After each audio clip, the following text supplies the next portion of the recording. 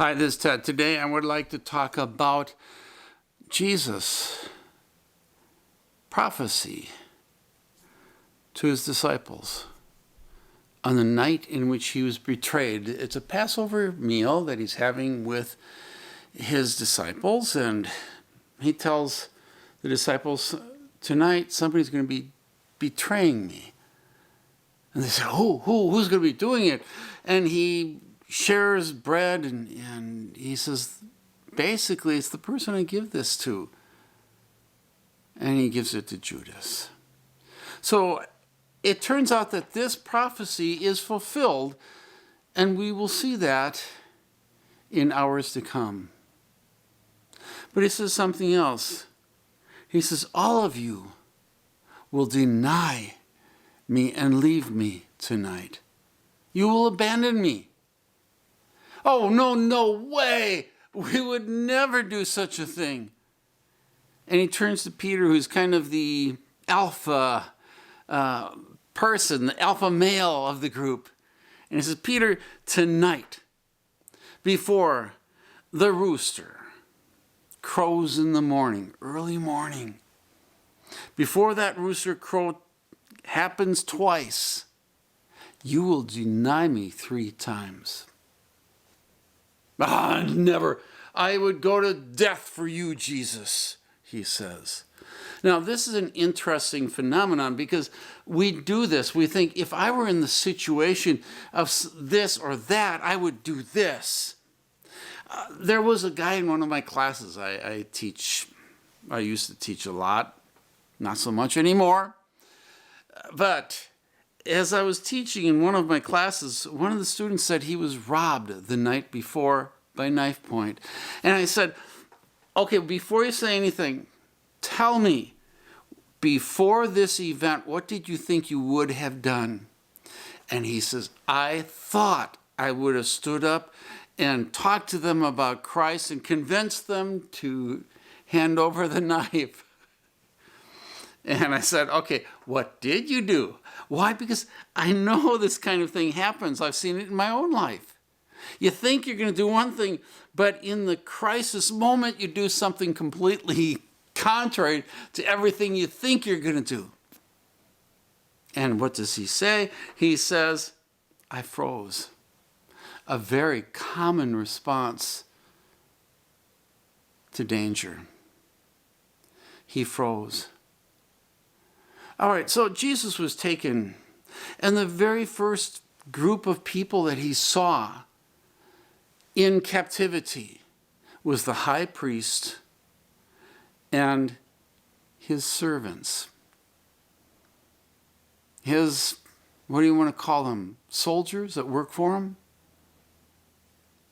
And they take him in and they say to Jesus, what have you been talking about? They're convinced something secret is going on underneath that only the disciples know about. It's something about maybe taking over or destroying the temple. All these things are possibilities. So what are you really teaching? And Jesus answers.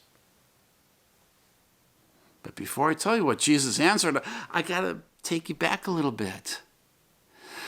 The book of John claims that the disciple that Jesus loved, the one who wrote the book, he was known to the high priest, and because he was known to the high priest, he was able to get into the inner sanctum, the area in which this dialogue between Jesus and the high priest took place.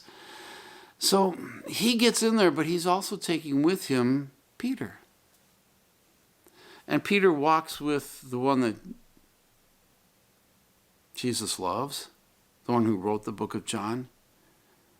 And they enter into the courtroom, into the area in which this was taking place. It was outside, so it was cold, and there's little fires going on in different places where soldiers and different people hung out to keep warm.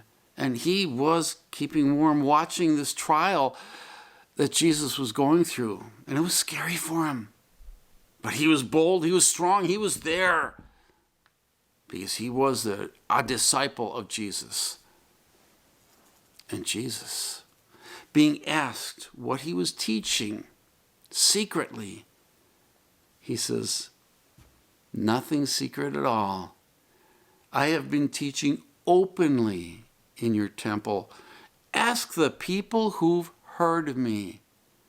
Now, from Peter's point of view, what does this mean? Ask Peter. He's out there. Could this be? Now, this is how he's reading it. This is how he's hearing it. He's panicking. No, Jesus, don't throw me under the bus.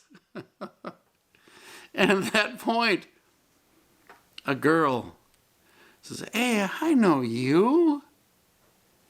You were with him, weren't you? Maybe she's suggesting, hey, why don't you go up there and talk to the high priest?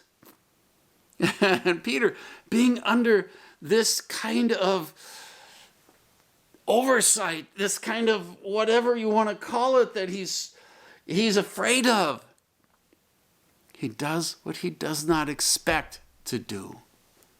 He never thought he would ever deny Jesus when things were safe. In his wildest imaginations, he could never, ever see. Why? Because he always thought he would be in control. But he's not in control. It's an extremely scary situation.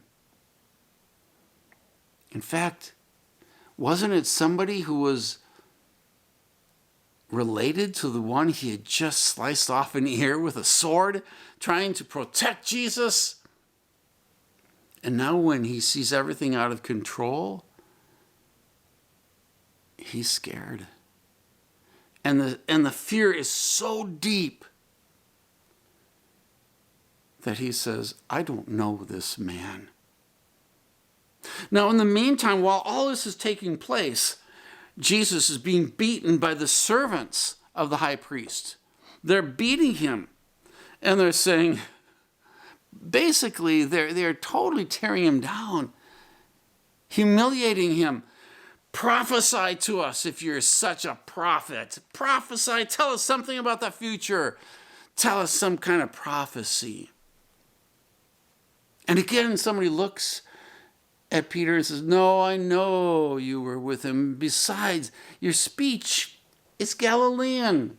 This guy's from Galilee. Jesus is from Galilee. You talk like him. No, I don't know him. And a third time, somebody says the same thing. Peter, we know, or Guy, whoever you are, right next to us, we know you were with him. And he starts swearing and cussing. Now, during this time, the rooster crowed the first time. He's not connecting anything yet. But the third time that he completely swore and cussed and did everything he could to tell people, I'm not that type of person. I'm a common person who swears, and I know the language of the person who knows nothing about Christianity, about religion, who doesn't follow the law. I'm that kind of a person. And then he realizes after the second rooster crows, or the second time the rooster crowed, he realized all the time those guys are beating him, saying, prophesy to us.